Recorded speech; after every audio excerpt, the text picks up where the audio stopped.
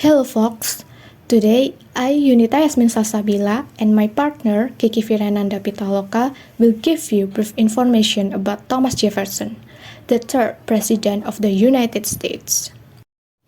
All men are created equal. This sentence may be familiar to many of us. It comes from the United States Declaration of Independence written by Thomas Jefferson. On this occasion, we explore Jefferson's extraordinary achievement, deeply troubling contradiction, and the lingering question, can his sins ever be forgiven? How familiar are you with Thomas Jefferson? Or perhaps you have never heard his name before. So, who is Thomas Jefferson? Thomas Jefferson was one of the founding fathers of the United States.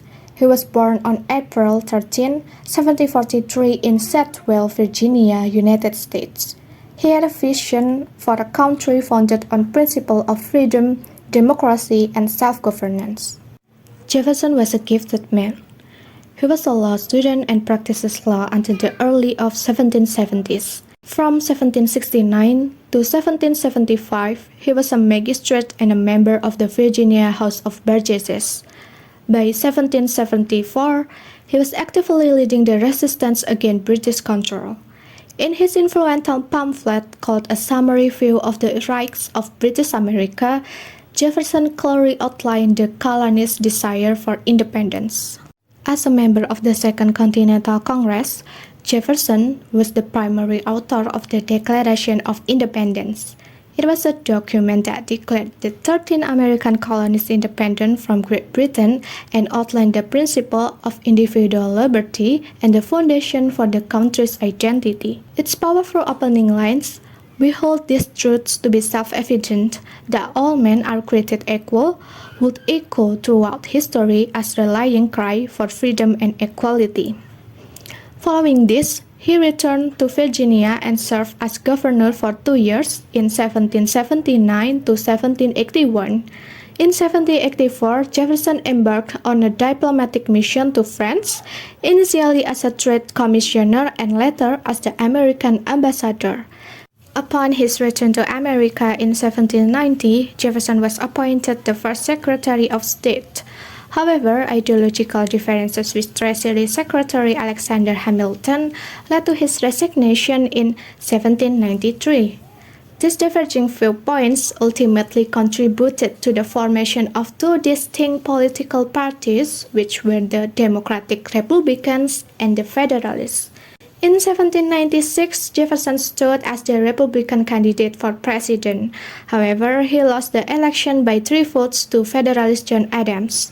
Then he served as Adams' vice president from 1797 to 1801. In 1800, Jefferson stepped forward as a candidate for president of the United States. He successfully won the election and became the president of the United States for 2 periods, from 1801 to 1809. During his presidency, Jefferson purchased the Louisiana Territory from Napoleon for $15 million, which doubled the size of the United States. And he also initiated the Lewis and Clark expedition to explore the American West in 1804 until 1806.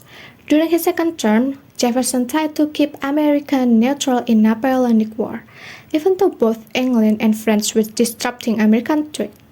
In response, Jefferson banned American ships from sailing to European ports. This negatively affected the American economy, and the law was repealed shortly before Jefferson left in 1809. Jefferson retired and died at his home, Monticello, in Virginia. His most significant accomplishment during his later years was the founding of the University of Virginia. In 1815, he sold his library to the federal government, which became the foundation of the Library of Congress. Jefferson died at the age of 83 on July 4, 1826. The paradox or contradiction of Jefferson. Although known as a pioneer of freedom and equality, Jefferson was a slave owner for his entire adult life. At Monticello, he enslaved more than 600 people over his lifetime. The significant contrast between Jefferson's eloquent advocacy for liberal principles and the reality of his personal life has made him a complex and contradictory figure in American history. While Monticello is a stunning example of early American architecture, it is also a stark reminder of the institution of slavery. Monticello is located in Albemarle County, Virginia. It was a 5,000-acre working plantation, which was also a significant part of Jefferson's life and legacy. To manage his expansive property, Jefferson divided the land into different farms. The central plantation, Monticello Mountain, was the plantation's home farm. The surrounding land was divided into smaller, more manageable areas known as quarter farms. The labor of enslaved people was essential to the functioning of Monticello. They worked in the fields, maintained the house, and provided domestic services. The Monticello plantation was not only an agricultural farm that produced wheat, tobacco, and other crops, but also an industrial site. It housed various industries such as textile production, blacksmith shop, mill and barrel making, and water-powered mills. Before we discuss the issue of Jefferson being the biological father of one of his slaves that has been debated for 2 centuries, starting from an 1802 Richmond newspaper article written by political journalist James D. Callender to the scientific debate until the 1990s, we must first know who the slave mentioned in this issue is. Born in 1773, Sally Hemings was the daughter of Jefferson's father-in-law and an enslaved woman named Elizabeth Hemings. This made her the half-sister of Martha Jefferson, Thomas Jefferson's wife. Following her father's death, Hemings, along with other members of her family, became part of Jefferson's inheritance, thus becoming enslaved at Monticello. At the tender age of 14, Sally Hemings accompanied Jefferson and his family to Paris, serving as a housekeeper and nanny for his youngest daughter, Maria, from 1787 to 1789. This period in Paris, a city then experiencing a zenith of cultural and societal grandeur, offered a stark contrast to the realities of slavery in Virginia.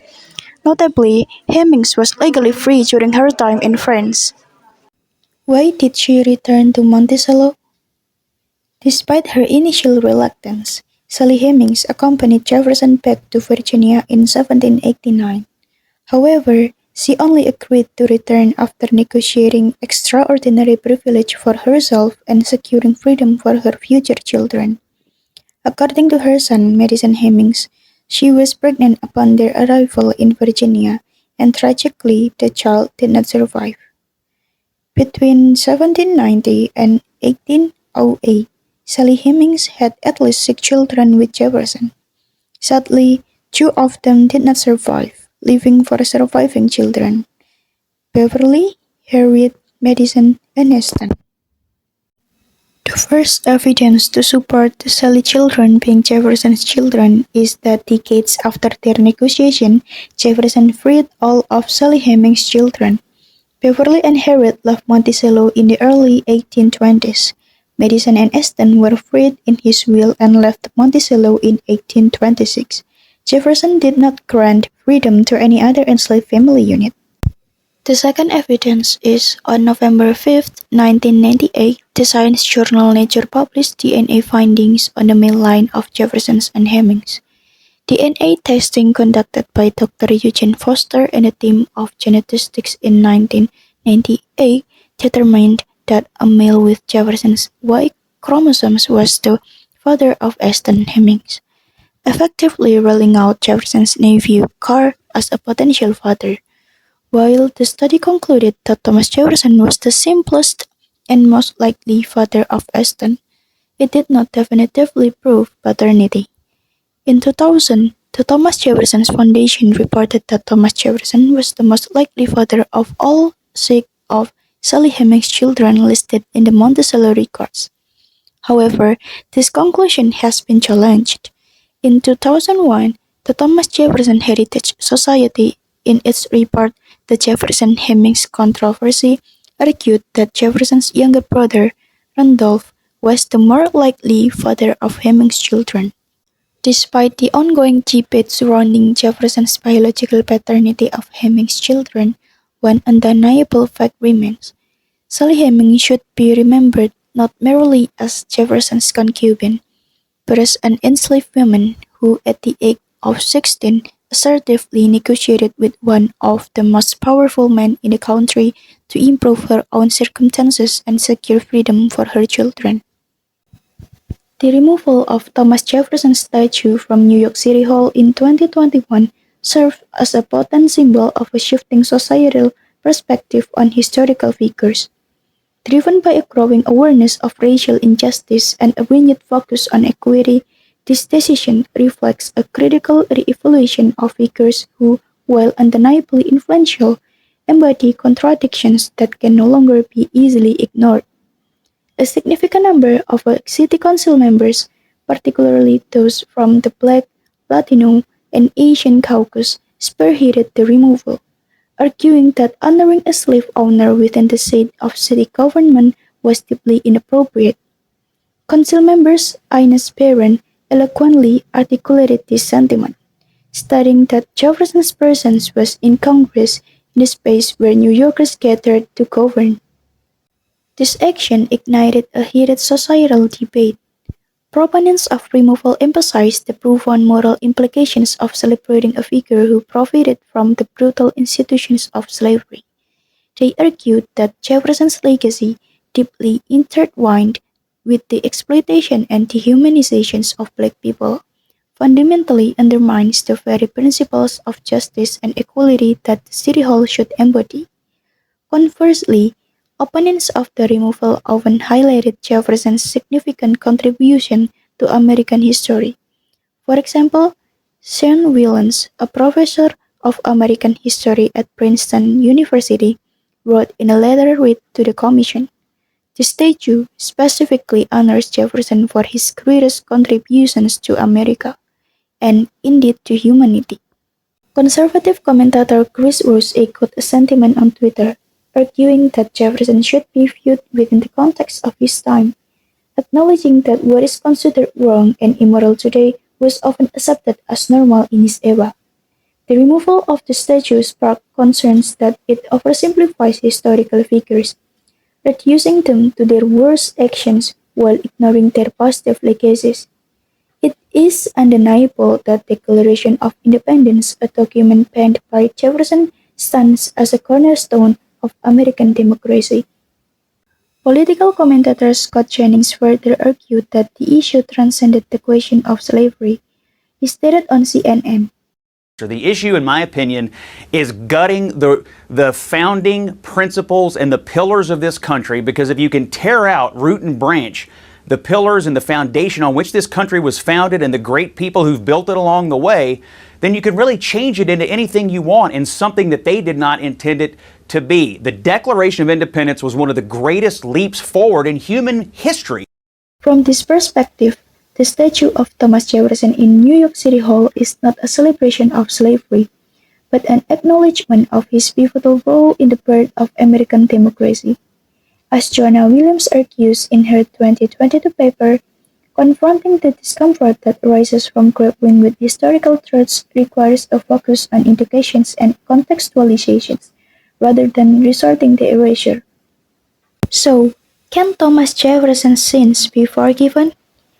As we delve into the life and legacy of Thomas Jefferson, we were struck by the profound contradictions he embodied. On one hand, he authored the Declaration of Independence, a document that proclaimed the inalienable rights of all men.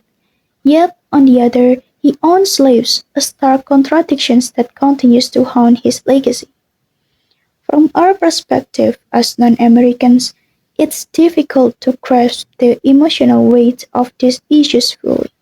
However, we were deeply troubled by the evidence of Jefferson's exploitations of enslaved people, including the alleged relationship with Sally Hemings.